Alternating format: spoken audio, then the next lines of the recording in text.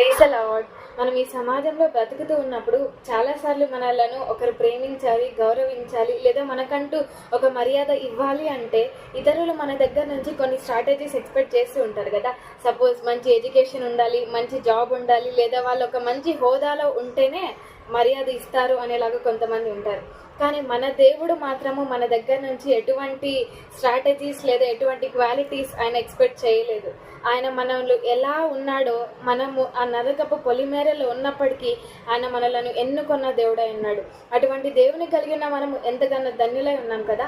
ఆ దినాన తప్పిపోయిన కుమారుడు తిరిగి తండ్రి దగ్గరికి వచ్చినప్పుడు తన వస్త్రాలు ఎంత మురికిగా, ఎంత కంపుగా ఉన్నప్పటికీ కూడా ఆ తండ్రి తన ఉన్న స్థితిలో నుంచి తనని హత్తుకోవడం మనం చూస్తాం కదా. ఈ దినాన మీలో కూడా ఎవరైనా తప్పులు పొరపాట్లు చేసినప్పుడు తిరిగి దేవుడు నన్ను మార్చలేడు, తిరిగి దేవుడు నన్ను ప్రేమించడు అనే స్ట్రాటజీలో ఉండకుండా, అనే థాట్లో ఉండకుండా తిరిగి మనం ఆయన దగ్గరికి వస్తే ఆయన మనలను ప్రేమించే దేవుడు అన్నాడు. మనం ఎటువంటి స్థితిలో ఉన్నా తిరిగి మన స్థితిని మార్చే గొప్ప దేవుడై ఉన్నాడు. ఆమెన్. God bless you.